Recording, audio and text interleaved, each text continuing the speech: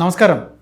നീണ്ട 10 വർഷത്തെ പിണറായി സർക്കാരിൻ്റെ ഭരണത്തിന് ശേഷം അതിൽ എന്താണ് ജനങ്ങൾ വിധി എഴുതുന്നത് എന്താണ് ജനങ്ങൾക്ക് നീണ്ട 10 വർഷത്തിന് ശേഷം പിണറായി സർക്കാരിനെതിരെ പറയാനുള്ളത് എന്നുള്ളത് പറയാനുള്ളൊരു അവസരമായിരിക്കും, അല്ലെങ്കിൽ അവർ പറയുന്നതായിരിക്കും നാളെ നടക്കാൻ പോകുന്ന തിരുവനന്തപുരം മുതൽ എറണാകുളം വരെ നടക്കുന്ന തദ്ദേശ തിരഞ്ഞെടുപ്പിലൂടെ നമുക്ക് കാണാൻ കഴിയുന്നത്. അതായത് നീണ്ട 10 വർഷം പിണറായി സർക്കാർ ഭരിക്കുമ്പോൾ ഈ ഭരണത്തിനെതിരെ, സർക്കാരിനെതിരെ പ്രതിപക്ഷ പാർട്ടികൾ, കോൺഗ്രസും അവരുടെ കൂടെ നിൽക്കുന്ന മറ്റ് സംഘടനകളും ഉയർത്തിവിട്ട വിഷയങ്ങൾ എത്ര കണ്ട് ജനങ്ങളിൽ എത്തി എന്നുള്ളത് ഒരു കാരണം തന്നെ ആയിത്തീരും. അത് ഇവർ ഭരണത്തിനെതിരെ, കോൺഗ്രസും മറ്റ് പ്രതിപക്ഷ സംഘടനകളും ഭരണത്തിനെതിരെ എന്ത് കാര്യമാണ് ഉയർത്തിവിട്ടത്, ആ ഉയർത്തിവിട്ട കാര്യങ്ങൾ എത്ര കണ്ട് ജനങ്ങൾക്കിടയിൽ പ്രതിഫലിച്ചു എന്നുള്ളത് ആയിരിക്കും ഭരണവിരുദ്ധ വികാരം ഉണ്ടാകുന്നത്. ഭരണത്തിന് എതിരെ വരുന്ന വോട്ടുകളെ നമുക്ക് അങ്ങനെ കണക്കാക്കാം.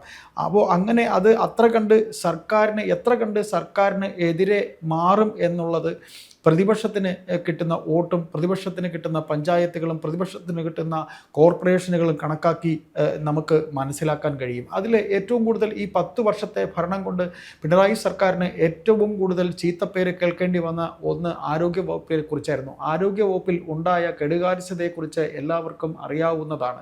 ഇങ്ങനെ ആരോഗ്യ വകുപ്പിൽ വീണ ജോർജ് എന്ന മന്ത്രി വരുത്തി വെച്ചിരിക്കുന്ന കെടുകാര്യസ്ഥതയുടെ, ആരോഗ്യ വകുപ്പിലെ വലിയ കെടുകാര്യസ്ഥതയുടെ, മനുഷ്യജീവനുകൾക്ക് ഒരു വിലയും കിട്ടാതെ പോയതിൻ്റെ അവസാന തെളിവായിരുന്നു കൊല്ലം കൊട്ടിയത്തെ മധ്യവയസ്കൻ ഹൃദയവേദന മൂലം തിരുവനന്തപുരത്ത് മെഡിക്കൽ കോളേജിലേക്ക് വരികയും അദ്ദേഹത്തിന് അനുഭവിക്കേണ്ടി വന്ന ആശുപത്രിയിലെ തിക്താനുഭവങ്ങൾ അദ്ദേഹത്തിൻ്റെ കൂട്ടുകാരനെ അറിയിച്ചുകൊണ്ട് ഇട്ട വോയിസ് മെസ്സേജും. എന്തായാലും സർക്കാരിനെയും സർക്കാരിൻ്റെ സിസ്റ്റത്തെയും രക്ഷിച്ചെടുക്കാൻ ആശുപത്രിയിൽ അധികൃതർ നൽകിയ റിപ്പോർട്ടിലൂടെ കഴിഞ്ഞു എന്നുണ്ടെങ്കിൽ പൊതുജന മധ്യത്തിൽ ആരോഗ്യ വകുപ്പ് താറടിക്കപ്പെടുകയാണ് ഉണ്ടായത്.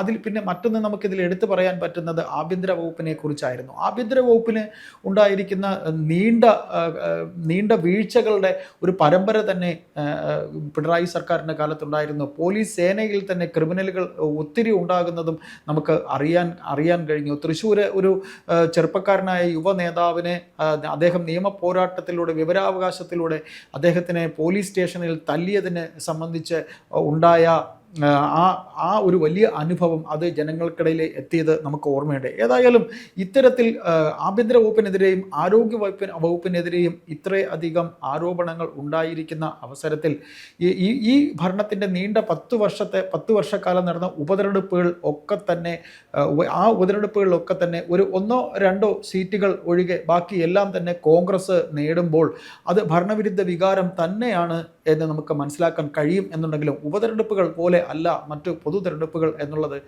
നേതാക്കൾക്കും മറ്റ് രാഷ്ട്രീയ പാർട്ടികൾക്കും അറിയാവുന്നതാണ്. ഏതായാലും തദ്ദേശ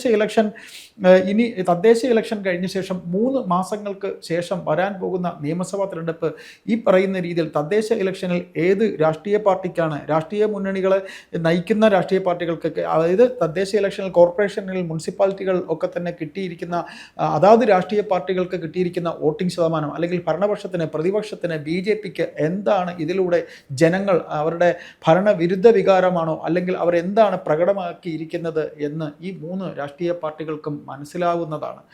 അപ്പോൾ അതുകൊണ്ട് തന്നെ സർക്കാരിനെ അത് മനസ്സിലാകും. അതുപോലെ സർക്കാരിന് തങ്ങൾ നടത്തിയ പല കാര്യങ്ങളിലും ഇതുവരെ ജനങ്ങൾ, അതായത് കഴിഞ്ഞ 10 വർഷമായി സർക്കാർ ഈ ജനങ്ങളെ സേവിച്ചു, അവർ ചെയ്തു എന്നും ഞങ്ങൾ എല്ലാ കാര്യങ്ങളും ചെയ്തു എന്ന് പറയുമ്പോഴും സർക്കാരിനും ഇതിനെ സംബന്ധിച്ച് അവർ നടത്തിയതിൽ ഒരു വിലയിരുത്തൽ കാണാനാകും, പ്രത്യേകിച്ച് CPM എന്ന് പറയുന്ന പാർട്ടിയെ സംബന്ധിച്ച്. അങ്ങനെ അതുമാത്രമല്ല, നീണ്ട 10 വർഷമായി സർക്കാർ പല നിയമ യുദ്ധങ്ങളും നടത്തിയിട്ടുണ്ട്. അവരുടെ തന്നെ പാർട്ടി അംഗങ്ങൾ നടത്തിയ കൊലപാതക കേസുകൾ സുപ്രീം കോടതിയിൽ വരെ പോയി നമ്മുടെ നികുതി പണമെടുത്ത് വാദിച്ച സംഭവങ്ങൾ തുടങ്ങി നിരവധി കേസുകൾ സർക്കാരിൻ്റെ പ്രോസിക്യൂഷൻ പരാജയപ്പെടുന്നതും ചില കേസുകളിൽ മാത്രം പ്രോസിക്യൂഷൻ വിജയിക്കുന്നതുമായ കാഴ്ചകൾ നമ്മൾ കണ്ടു. ഇന്നിപ്പോൾ ഏറ്റവും ഒടുവിൽ നാം ഇത് സംസാരിക്കുന്ന അവസരത്തിൽ എറണാകുളത്ത് ഒരു നടിയെ ആക്രമിച്ച കേസിൽ നടൻ